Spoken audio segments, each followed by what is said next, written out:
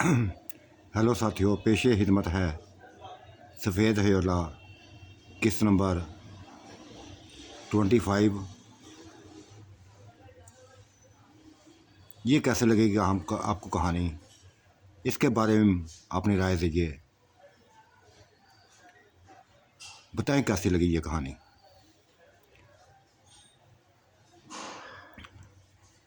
उस महल में बागात में जश्न थे, खुशी के जश्न थे, शादी के जश्न थे। एक बूढ़ी औरत को एक बच्चे से ब्याहने के जश्न थे, और जश्न करने वाली या खुशियाँ मनाने वाली उसकी अपनी बेटियाँ थीं, अपनी बेटियाँ थीं। और वो माँ जिसकी शादी की गई थी, बस शर्म से पानी पानी हो रही थी, शर्म से पानी पानी होती जा रही थी कि बेटियों को ऐसा नहीं करना चाहिए था। बस निकाह कर दिया तो ख़त्म कर देती बात को, लेकिन नहीं रोक रही थी। वो खुशियाँ मनाती जा रही थी। और एक बच्चे को कभी कुछ कहती, कभी कुछ कहती, कभी पापा कहती, कभी बाप कहती, तंग करती थी। शुगल थे, चलते जा रहे थे।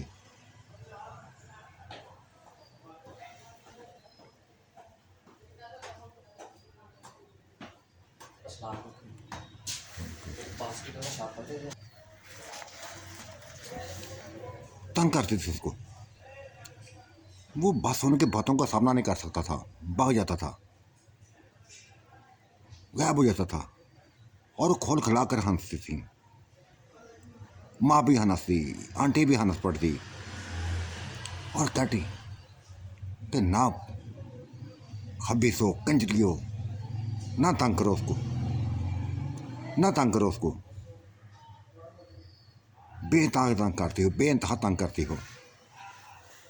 क्यों ना आंटी तंग करें, क्यों ना आंटी तंग करें। बाप लगता है हमारा, हमारी हम माँ का हामद है, क्यों ना तंग करें। करती थी। और ये सबसे आगे बल्कीस बेगम होती थी, बल्कीस आगे होती थी। ये सारे यही काम करती थी। ये शुगल पसंद थी, इंतहाई शुगल पसंद थी। और बच्चा भी कभी कभी पास बैठता, गपशप लगाने की कोशिश करता, फिर कोई ना कोई ऐसी बात कर देता, ऐसी बात कर देती कि वो बस भाग जाता, भाग जाता। ये सारे मनाजर, ये खुशी का मनाजर, वो नूर बानो लग थला कड़ी देखती जाती थी और रौनकों में शामिल ना होती थी। इनकी ऐसी रौनकों में शामिल ना होती थी। क्या हो गया था उसको? हालांकि कोई किसी किस्म की कमी ना हुई उसको। खाती पीती थी, सेहतमंद थी, बहुत ज़्यादा सेहतमंद थी, सबसे ऊंची लंबी थी, गुल बानी जैसी थी, ऊंची लंबी। और मोटापे में वो गुल बानों को काट गई थी। और ये मोटापा को उसका शख्सियत को निखारता जा रहा था, बेनतहा निखार चुका था। वो शरीक ना होती थी इन खुशियों में, अफसरदा सी थी, देखती रहती थी। गुलबानो कई बार पूछने की कोशिश की, कई बार पूछा क्या हुआ, क्यों परेशान रहती हो, क्यों परेशान रहती हो। पहले तो मासी ना थी, आप क्यों हो गई हो। बस एक ठंडी हवा बढ़ कर रह जाती, कुछ ना बताती थी, बातों को इधर उधर कर देती, बताना नहीं चाहती थी जो कुछ होता था। जो शायद वो सोचती थी, कुछ ना बताती थी। एक ही लफ्ज़ बार बार कहती थी, उकता गई हूँ यार ऐसी ज़िंदगी से, ऐसी ज़िंदगी से उकता गई हूँ। इन रौनकों को नहीं अच्छी लगती मुझे। बस यही चाहती हूँ अकेली हूँ, तन्हा हूँ, कुछ शिद्दत से प्यार करने वाला हो, कुछ शिद्दत से प्यार करने वाला हो, तो क्या तुम्हारा हम तुम्हें प्यार नहीं करता? क्या तुम्हें प्यार नहीं करता? गुलबानो ने पूछा था। नहीं यार, इसके अंदर प्यार नहीं है, प्यार नहीं है। ये अज़ीज़ें देने वाला इंसान है। वो काम करता है जिसमें मुझे तकलीफ मिले। और गुलबानो, मैं तो जानती हूँ ऐसी बात। अगर आंटी ने आप उस फुफ्फो को हामद को मरवाया था, इसको मरवा लेती। ये भी वैसा ही है, वैसा ही है। इसको मेरे बारी वजूद से ज़रा भी लगाव नहीं है, ज़रा भी लगाव नहीं है। ये स्मार्ट जिस्म चाहता है, छोटी उम्र की लड़कियां चाहता है, बेइंतहा छोटी उम्र की लड़कियां चाहता है। और जहाँ तक मुझे यकीन है, जहाँ तक मुझे यकीन है कि इसी माहौल के अंदर हो सकता है छोटी उम्र की लड़कियां इनको इसने काबू की हूँ, इसने काबू की हूँ। ये एक अनहोनी बात थी जो गुलबानो को सुनाई थी उसने। वो तो ये समझती थी कि हर जैसे वो खुश है, हर कोई अपनी ज़िंदगी से मुतमईन है, होश है। रंग रंग के खाने मिलते थे, हर चीज़ मिलती थी, कपड़ा पहनने को मिलता था, लेकिन अंदर का सुकून ना था उसके अंदर।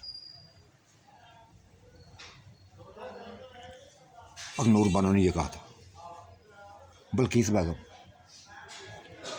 गुलबानो तुम पे एतमाद करके ये बात बताई है, किसी को मत बताना, किसी को मत बताना। बस ये दुआ करना कि मुझे मौत आ जाए, मर जाऊँ ऐसी ज़िंदगी से बेहतर मर जाना बेहतर है। जिस अज़ियत से मैं गुजरी ना, मर जाना ही बेहतर है। अजीब सी बात है, अफसोस की फैला दी थी उसने महल के अंदर, बागों के अंदर अफसरदगी ना फैलाई थी। गुलबानो के दिल में अफसरदगी फैल गई थी उसकी बातें सुनकर। क्या सोच रही थी, क्या हुआ? तब गुलबानो कहने कह दिया था कि ना छोड़ती ना शाहद को, ना छोड़ती ना शाहद को, ना लाए। यकदम बोल पड़ी थी, मत लो नाम शाहद का मेरे सामने। छोड़ दिया तो बस छोड़ दिया था इसको, नहीं अच्छा लगा था मुझे, इसकी हरकतें अच्छी नहीं लगी थी, छोड़ दिया था, हट गई थी पीछे। मुझे नहीं ज़रूरत है इसकी भी। हाँ तुम्हें ज़रूरत है, तुम्हारे करीब है, तुम्हारे करीब है। मुझे नहीं इसकी, ना इसका शौक़ है, ना इसका नाम सुनना पता। कभी इसके मैं ना तो इसके पास बैठी हूँ, ना इसकी बात कभी सुनी है मैंने। जो मेरा इंसान दिल से मेरे उतर जाए ना, वो मेरे दिल के अंदर दोबारा समाता नहीं है। ये मेरी शुरू से आता है।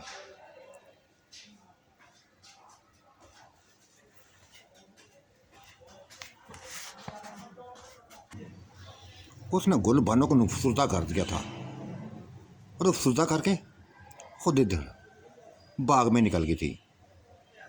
इन रौनकों से बहुत दूर गई थी, चलती गई थी, चलती गई थी, और गुलबानो उसको देख जाते हुए देखती रही थी।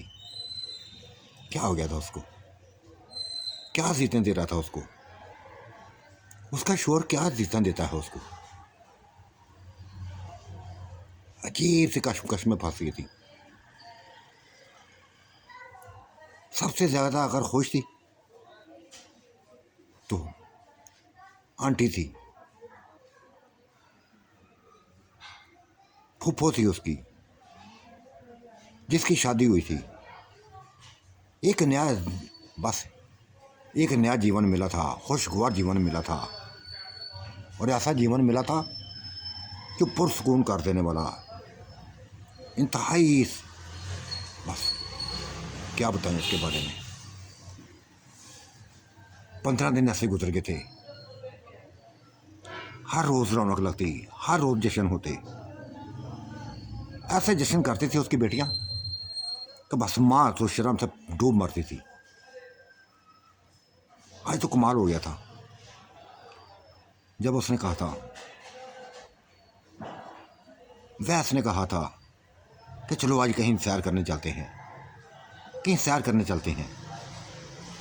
मैं घुमा के लाता हूँ आपको, घुमा फिरा के लाता हूँ। तैयार हो गई थी 1 मिनट से पहले पहले, तैयार हो गई थी।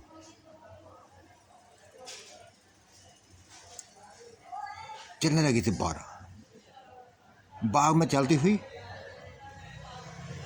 चलती जा रही थी, गेट की तरफ चलती जा रही थी कि वही नूर बानो मिल गई थी। नूर बानो मिल गई थी, अपने हामिद के साथ खड़ी थी कि पता नहीं कहाँ किस बात पे बहस हो रही थी। और सुरता सी चीफ सी हालत में थी।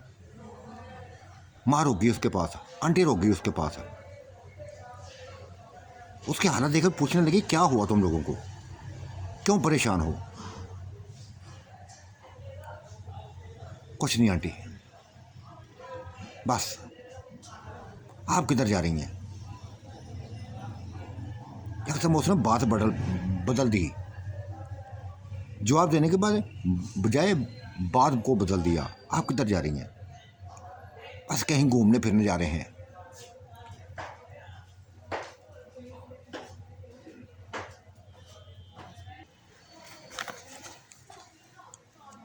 बस ये वह जिद कर रहा था कि घूमने फिरने चले। वो नूर अनो भी तैयार हो गई थी, आंटी मैं भी चलती हूँ, मेरा भी जी चाहता है कि ऐसे हवेली से बाहर निकलूँ, ऐसे महल से बाहर निकलूँ, कहीं दूर चले जाऊँ, घूमने जाऊँ, कि ऐसी जगह हो, कोई तन्हाई ऐसी जगह हो जो तन्हाई हो। वही चल पड़ी थी, उसका शोहर भी चल पड़ा था। शोहर ही गाड़ी चलाने लगा, ये तीनों पीछे बैठ गई थी। नूर बानो आगे बैठी थी फ्रंट पे, ये दोनों पीछे बैठ गई। दरमियान में वैस था जिसने दोनों के कमरों को पकड़ा हुआ था और हंसी मजाक करती जा रही थी। लेकिन ये अफसरदा सी सफ़र करती जा रही थी, किसी से कलाम नहीं कर रही थी, किसी से कलाम नहीं कर रही थी। क्या हो गया था उसको, क्यों अफसरदा हो गई थी, क्यों परेशान हो गई थी, क्यों अकेला रहना चाहती थी? क्या चौक था उसको, ना बता सका था, ना बता सकी थी, किसी को ना बता सकी थी, किसी को ना सुना सकी थी।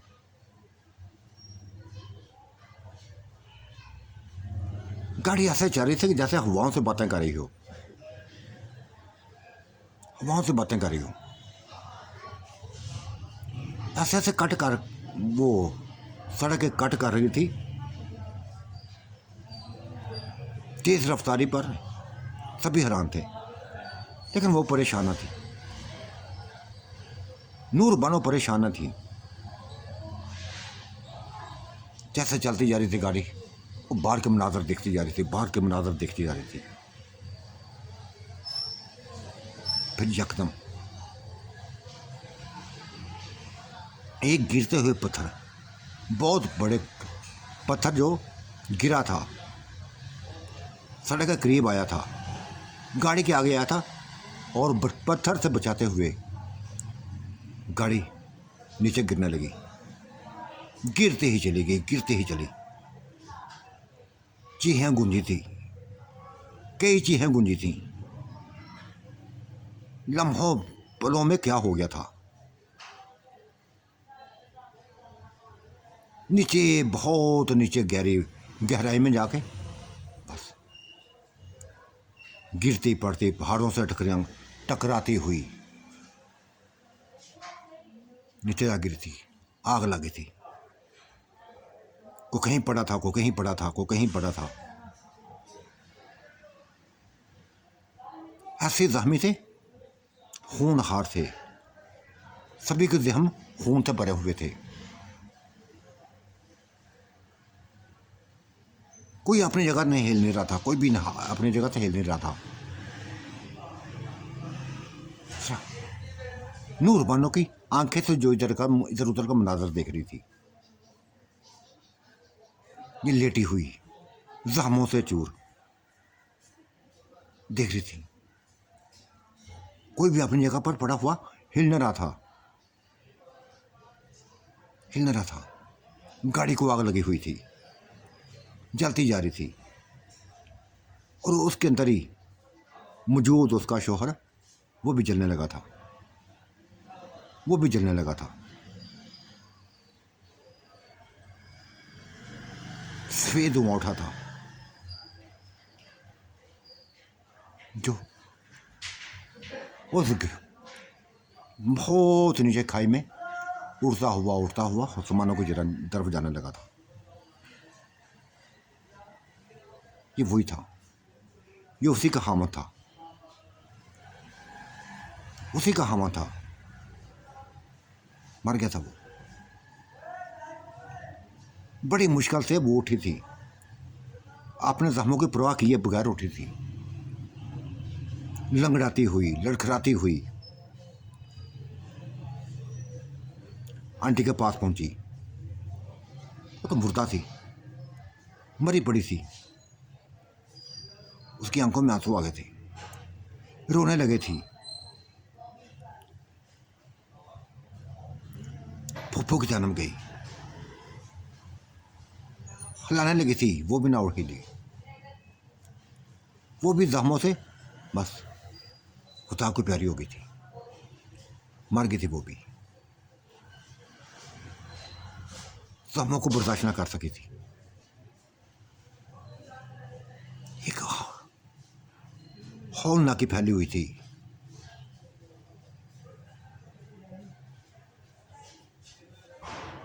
उस बच्चे की तरफ गई थी,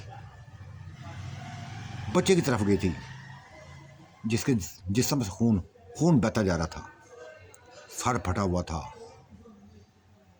पता नहीं कहाँ से खून बहता हुआ दिखाई दिया था, लेकिन वो सांसें ले रहा था, सांसें ले रहा था, जिंदा था, वो जिंदा था। ये खुद भी हैरान थी, ये खुद भी हैरान थी कि ये खुद कैसे बच गई है, खुद कैसे बच गई है, कैसे बच गई है ये। और बच्चे के उस बच्चे को उठाए हुए, अपने मजबूत जिस्म के ऊपर उठाए हुए, उन पत्थरों से, चुभन वाले पत्थरों से लेके एक तरफ चली गई थी। एक पुरस्कून जगह पर जाकर लिटा दिया बच्चे को। फिर आंटी की लाश को उठा कर ले आई, फुफ्फो की लाश को उठा कर ले आई। मरी पड़ी थी, खून में डूबी हुई मरी थी।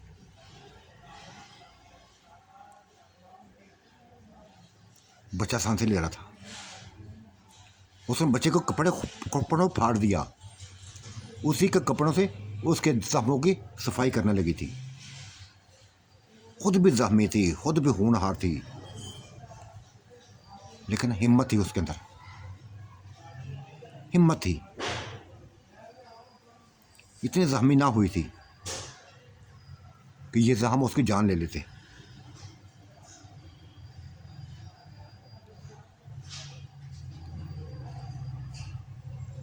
अपना दुपट्टा फाड़ के बच्चे के जख्मों पर बांधने लगी थी, कमर पर बांध दिया,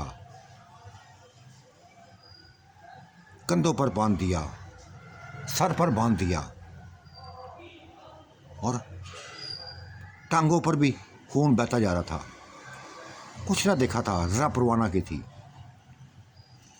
उसने उसकी पहनी हुई पतलून को उतार दिया, और फिर एक झटका लगा था उसको, शदीद झटका लगा था उस बच्चे का बहुत मजबूत जिस्म देखकर,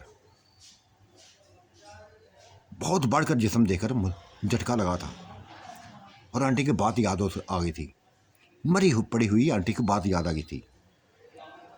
इसको बच्चा मत समझो, ये बच्चा नहीं है, तमाम जिन्नात से बढ़कर है, तमाम जिन्नात से बढ़कर है। तमाम जिन्नात भी इसके सामने कुछ भी नहीं है। ये बहुत बड़ी बला है। आज उसको पता चला था कि वाकई ये बहुत बड़ी बला है, बहुत बड़ी बला है। उसका जिस्म फाड़कर देखने लगी थी, गौर करने लगी थी कि वाकई ये एक बच्चे का जिस्म है, ये एक बच्चे का जिस्म है।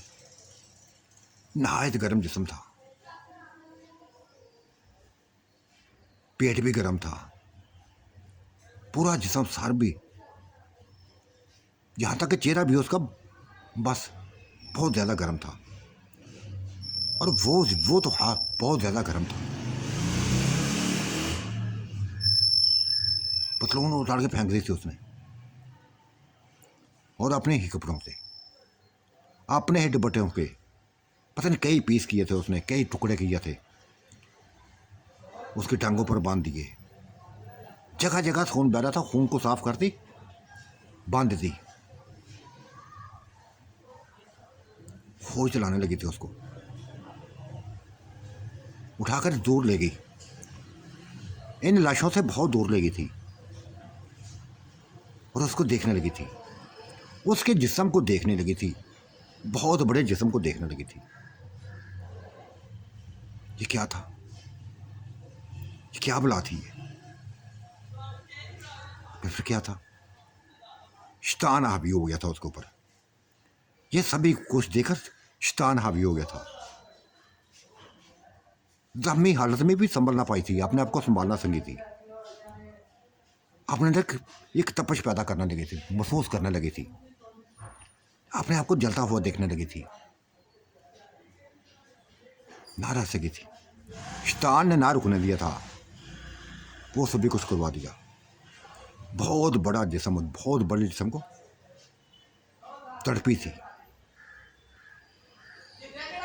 बच्चा वैसे ही बेहोश पड़ा था, वैसे ही बेहोश पड़ा हुआ था, और वो उसके जिस्म से खेलने लगी थी। ये जिस्म उसको सुकून देने लगा था, ये बहुत बड़ा जिस्म उसको सुकून देने लगा था। ऐसा ही जिस्म उसको चाहिए था, ऐसा ही जिस्म उसको चाहिए था। यही आज उसकी, जैसे आज उसकी ख्वाहिश पूरी हुई थी। खेलती रही थी, एक बेहोश पड़े बच्चे से एंजॉय करती रही थी, वैसी हो गई थी। उसके जिस्म को ऐसे नोचने लगी थी, चूमने लगी थी, काटने लगी थी, प्यास बुझाती जा रही थी, अपने अंदर लगी आग को ठंडा करती जा रही थी। लेकिन वो आग मजीद इसको गर्म करती जा रही थी, गर्म करती जा रही थी, नहीं छोड़ी थी उसको।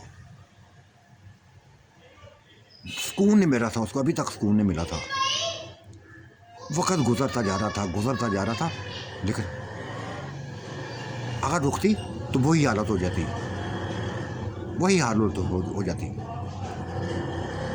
फिर दोबारा शुरू हो जाती, फिर दोबारा शुरू हो जाती थी। क्या हो गया था उसको, क्या होगा था? शैतान इसके तरह हावी हो गया था, शैतान इसके तरह हावी हो गया था उसके ऊपर। वो मरने वालों को भूल गई, आंटी की मौत को भूल गई, फुप्पो की मौत को भूल गई, सभी को मौत को भूल गई थी। और एक ज़ख्मी बच्चे को, एक ज़ख्मी बच्चे को इस्तेमाल करती जा रही थी। और उसका गर्म जिस्म, बच्चे का गर्म जिस्म उसको नहाय सुकून दे रहा था। ये सर्दी के मौसम में वो सर्दी को भूल गई थी, अपने अंदर लगी आग को बुझाती जा रही थी। पता नहीं बुझी थी आग, पीछे हटती, फिर वही तरफ यकदम उस तरफ पैदा हो जाती, फिर वही यकदम तड़प पैदा होती, जैसे उसके अंदर कोई आग लगी हो। जब बच्चों को इस्तेमाल करते थे, सुकून मिलने लगता था उसको। क्या हो गया था उसको? वो खुद भी परेशान थी, खुद भी हैरान थी।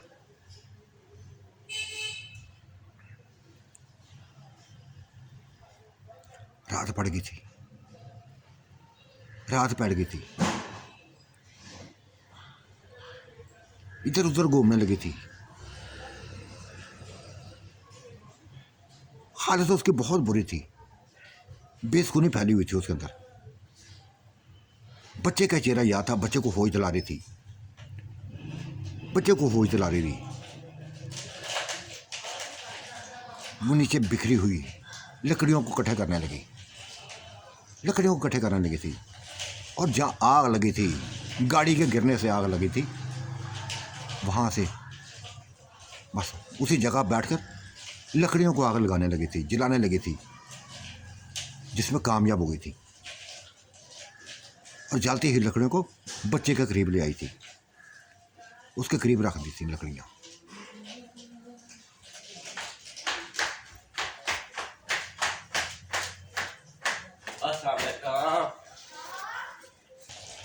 इसी रात के तरीके में बच्चे को थोड़ा सा होश आने लगा था, आंखें खोलने लगा था, आंखें खोल दी। जलती हुई आग को देखा था, करीब बड़ी हुई जलती हुई आग को देखा था, और नंगी बैठी हुई औरत को देखा था, खुद भी नंगा था।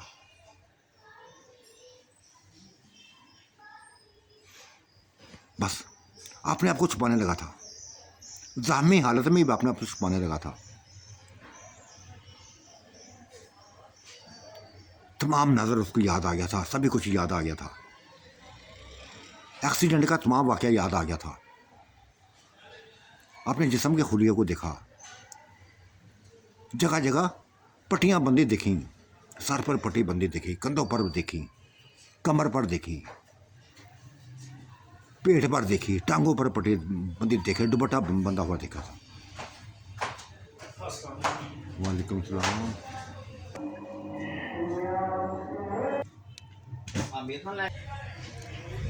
आंटी कहाँ है? बड़ी मुश्किल उसने ये लफ्ज़ बोला था।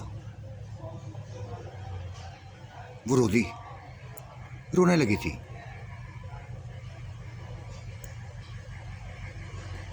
तब उसने बच्चे ने इधर उधर देखना शुरू कर दिया। जलती हुई करीब पर थोड़ा सा दूर दो लाशें पड़ी हुई थी, दो लाशें पड़ी हुई थी, और दोनों ही उसकी अपनी थी। एक आंटी की थी, एक फुफ्फू की थी। रो दिया था, तड़प कर रो पड़ा था। बड़ी मुश्किल से उठा, अपने आप को घसीटता हुआ उन लाशों के करीब लेके गया था, लिपट कर रोने लगा था। दोनों लाशों से लिपट कर रोने लगा था, बुरी तरह ज़ख्मी हालत में पड़ी हुई लाशें, जगह जगह से गोश्त उतरा हुआ था, सार फटे हुए थे, दिमाग निकले हुए थे, मरी पड़ी थी।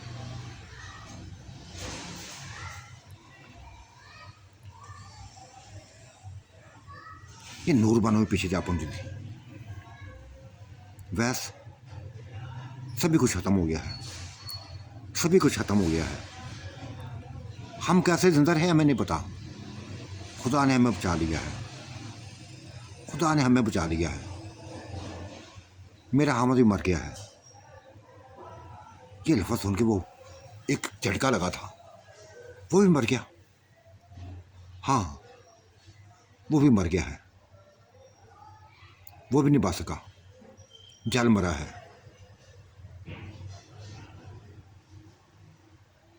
क्या करते? उसने लाशों को उठाना चाहा, हवेली के अंदर दूर जाकर ले जाना चाहता था, उसी महल के अंदर, लेकिन गुल बानो ने मना कर दिया, नूर बानो ने मना कर दिया कि नहीं, अभी हमारी हालत नहीं, तुम्हारी भी हालत नहीं, मेरी भी ऐसी हालत नहीं है। तुम भी ज़ख्मी हो, मैं भी बेइंतहा ज़ख्मी हूँ, तुम मुझसे बढ़कर ज़ख्मी हो। जब से एक्सीडेंट हुआ ना, अब तुम्हें होश आया है, आधी रात को होश आया है। बेहतर यही है कि इनको इधर ही दफना दें, इधर ही दफना दें। माननी थी उसने बात। वहीं गड्ढे खोद के दफन कर दिया, दफन कर दिया। वो जो उतरे हुए कपड़े थे, लहू में डूबे हुए कपड़े थे, वही पहन लेती है। बच्चे ने वही पहन लिए थे और उसको भी कह दिया था आप भी कपड़े पहन लें। अब नंगी फिरती हैं, शर्म आ रही है मुझे, मुझे शर्म आ रही है, हाथ से बढ़कर शर्म आ रही है। कहाँ से पहनूं, कहाँ से पहनूं? जगह से फटे हुए हैं, जगह जगह से कपड़े फटे हुए हैं मेरे, खून से लथपथ हैं, कहाँ से पहनूं? फिर उसने इशारा किया था, कपड़े आ गए थे, अपने भी आ गए थे, उसके भी आ गए थे। एक गद्दा था, वो भी आ गया था, कंबल आ गया था, तकिया आ गए थे। उसने नूर बानो को गद्दे के ऊपर बैठा दिया, फोम के गद्दे के ऊपर बैठा दिया, कंबल दे दिया उसके ऊपर, शदीद सर्दी में कंबल दे दिया उसके ऊपर। और सर्दी से बचाव के लिए वही जलती हुई आग, उसी में मज़ीद लकड़ियाँ, बड़ी बड़ी लकड़ियाँ लाकर रखने लगा था। आग को बिल्कुल गद्दे के करीब कर लिया, नूर बानो को बिल्कुल करीब कर दिया था। मैं तो बेहोश था। तुम बताओ क्या कुछ देखा, क्या कुछ देखा?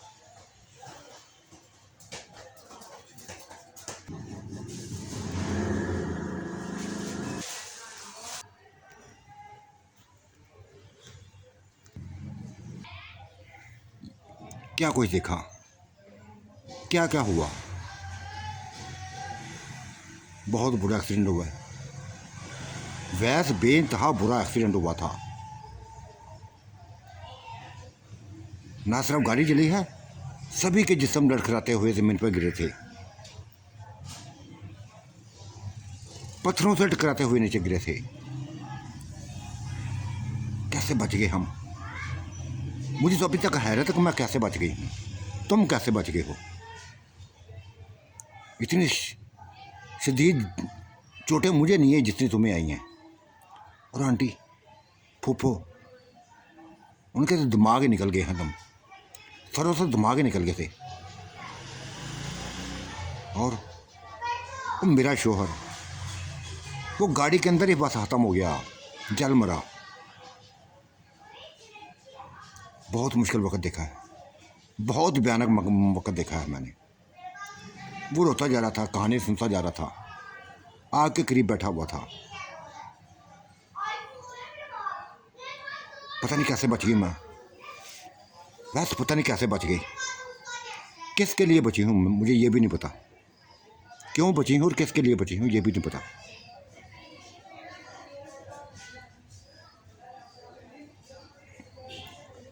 बेइंतहा अफसरदा हो गया था, चेहरे दोनों को नज़रों के सामने थे, एक एक बात याद आ रही थी उसको, कुछ कह नहीं पा रहा था, खामोश था। एक बात कही थी उसने, कुछ खाया पिया कि नहीं? कहाँ से खाती, कहाँ से खाती, कौन ला के देता मुझे, कौन ला के देता? और वह सुनो मेरी बात, देखो तुम लोग जो हमें खाने खिलाते हो ना, इन खानों से हमारे पेट नहीं भरते। पता नहीं कैसे होते हैं, जैसे कि हवा होती है, बस हवा होती है। हमें वो खाने खिलाओ जो हाथ की कमाई से हों, बने हों, जो मेहनत से बने हों। मुस्कुराया था, हल्का सा मुस्कुराया था। इसका मतलब तुम्हें हमारे खाने पसंद नहीं है? नहीं, मुझे पसंद नहीं है। ऐसे खाने खा तो लेते हैं हम, लेकिन वो सुकून नहीं मिलता जो असल इंसानी खानों में होता है। वो ताकत नहीं तुम्हारे खानों में होती जो हमारे खानों में होती है। खिलाना चाहते हो ना मुझे, बस वो दुख दूर दराहत, कितने दराहत हैं, शायद को फल मिल जाए। हाँ मैं पता करता हूँ, आज मैं हाथ से बन लेके आता हूँ, फूंक मार के लेके नहीं आऊँगा, हाथ से बने हुए खाने दूँगा, फल फ्रूट लेके आऊँगा। उठ खड़ा हुआ था और पीछे उसने आवाज़ दी थी कि जल्दी आना, मुझे खौफ आना है, यहाँ सुनसाना है, अकेली हूँ, साथ ही कपड़े तुमने बना दी हैं, खौफ आ रहा है मुझे। मैं गया तो बस आया, मैं गया तो आया, मुझे भी भूख लगी हुई है, मुझे भी भूख लगी हुई है। वो तेज़ी से गया था, फिर तेज़ी से गया था। दरख्तों के ऊपर फल थे जो तोड़ के ले आया था, काफ़ी ज़्यादा फाड़ के तोड़ कर ले आया था कि अगर पूरी रात भी खाते ना तो बस फिर भी बच जाते। ले आया था, सभी आग के करीब उसने रख दिए और कहना खाओ, यहाँ ये कुछ ही मिलेगा, यहाँ ये कुछ ही ऐसा ही मिलेगा। हाँ ये ठीक है, ये कम अज़ कम वो तो नहीं है ना जो तुम इशारा करते तो वो आ जाते हैं, फल आ जाते हैं। ये कुदरती चीज़ें हैं। खाने लगी थी, खाने लगी थी और देखती जा रही थी, उस बच्चे को भी देखती जा रही थी, बार बार देखती थी, कभी शर्माता, कभी कुछ करता, कभी कुछ करता। और कहने लगा मुझे ऐसा ना देखो, मुझे उलझन होती है, परेशानी होती है। क्या हो तुम यार, वैसे तुम क्या हो, क्या मतलब, क्या मतलब? तुम्हारे जख्मों को साफ करते हुए तुम्हें देखा है मैंने। बहुत बड़ी बला हो, बहुत बड़ी बला हो। ऐसा जिस्म मैंने नहीं कभी दिखा, पूरी जिंदगी नहीं देखा। यहाँ तक जितने जिन्नात हैं इनमें भी किसी का ऐसा नहीं है जैसा तुम्हारा है। तुम बोला था, हाँ ये हमारे जिस्म ऐसे ही होते हैं, किसी का कम होता है, किसी का बड़ा होता है। मेरा भी बड़ा है और मैंने आंटी से कहा भी था कि आंटी अगर मज़ीद बर्दाश्त कर सको तो ये कुछ ना कुछ बड़ा हो सकता है, और कुछ ना कुछ बड़ा हो सकता है। लेकिन वो आंटी नहीं मानी थी, मज़ीद बड़ा हो सकता है। हाँ चलो कितना बड़ा होगा मुझे बताओ, मुझे कितना बड़ा होगा? ज़्यादा नहीं है, हमारी ताकत के मुताबिक, हमारी ताकत के मुताबिक जो आखिरी हद है, कुछ ना कुछ बड़ा होगा। 19-20 का फ़र्क तो ज़रूर पड़ेगा। तो ठीक है, करो बढ़ो, मैं देखना चाहती हूँ कैसे करूँ। नहीं मैं नहीं करूँगा, मैं नहीं करूँगा। ये मौजूद छोड़ो, इस बातों को छोड़ो। नहीं प्लीज़, ये मेरी बात, ये बस मानो, मैं बस ये देखना चाहती हूँ। उसके बाद नहीं कभी ऐसी बात नहीं करूँगी। कर दिया था उसने अपने आपको, पूरी जवानी में ले आया था। ये नहीं कि जिस्म उसका बड़ा था, वही जिस्म था, वो जिस चीज़ को बढ़ाना चाहता था वो बढ़ गई थी और वो मज़ीद हैरत ज़दा हुई थी। करीब किया था उसको आपने, दोनों हाथों में पकड़ के देखने लगी थी उसको। उफ खुदाया, वैसे क्या हो यार, ये असल तुम्हारी ताकत है। ये तो कोई भी बर्दाश्त नहीं कर सकेगा, कोई भी बर्दाश्त नहीं कर सकेगा, कोई भी, खास कर इंसानी औरतें बर्दाश्त नहीं कर सकेंगी। हाँ हो सकता है, हो सकता है, लेकिन होता है, कर लेती हैं बर्दाश्त। आंटी भी बर्दाश्त करती रही है, बेइंतहा बर्दाश्त किया उन्होंने। और वो तो मेरे लिए जान देती थी, अपनी जान दे भी दी उसने मेरे लिए। देखो बिल्कुल खामोश लेट गई है। कितना प्यार किया था उन्होंने, कितना प्यार मुझसे किया था। एक लम्हा मुझे अपने आप से दूर नहीं करती थी। अब हमेशा के लिए हमेशा के लिए मुझे अकेला छोड़ गई हैं। अब हमेशा के लिए मुझे अकेला छोड़ गई हैं। देखो वैसे इंसान अकेला होता ना तो कोई ना कोई मिल जाता है। ये मैंने आंटी को तुम्हारी को मजबूर किया था। गुलबानो को मैंने ये बात बताई थी कि गुलबानो उलझ सी गई हूँ, अपनी ज़िंदगी से उतार गई हूँ, तन्हाई चाहती हूँ, खामोशी चाहती हूँ, शोर शराबा नहीं देखना चाहती, रौनकें अच्छी नहीं लगती मुझे। कि ऐसी जगह जाना चाहती हूँ जहाँ बिल्कुल खामोशी हो, जहाँ बिल्कुल खामोशी हो।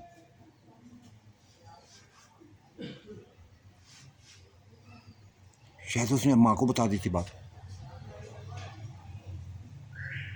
शायद नहीं बताई थी, मुझे नहीं पता, लेकिन परेशान हो गई थी कि मेरी ऐसी हालत क्यों है, क्या वजह है मेरे साथ। वह सुकून नहीं मिला मुझे, इन जिन्नात से सुकून नहीं मिला। अज़ीज़ें मिली हैं, मैं खिलौना बन के रह गई थी, खिलौना बन के रह गई थी। अज़ीज़ें भी मिलती, खिलौना भी बनी रही।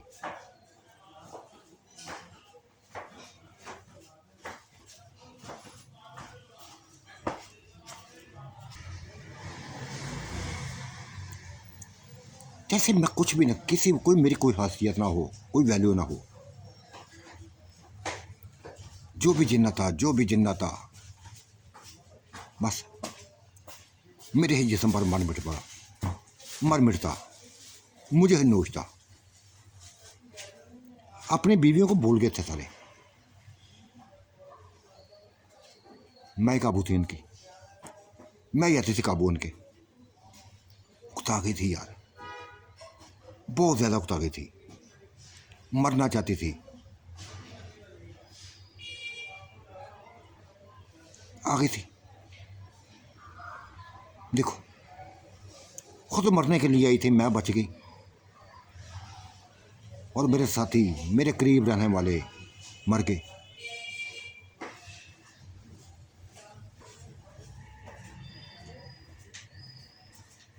इस दुखी अंदाज में उसने अपनी ये स्टोरी सुनाई थी, दुख बड़ी कहानी सुनाई थी। वो चौंक सा गया था। आंटी ये कुछ होता रहा तुम्हारे साथ, ये कुछ होता रहा, कम से कम किसी को बता तो देती, किसी को ना मुझे बता देती, मैं कर लेता, कुछ ना कुछ हल निकालता, उसको ख़त्म कर डालता। कैसे ख़त्म करते यार तुम, कैसे ख़त्म करते। ये सभी चाल तो मेरे खामद की थी, ये जिन्नात को खुश करता जा रहा था, यही लाता था।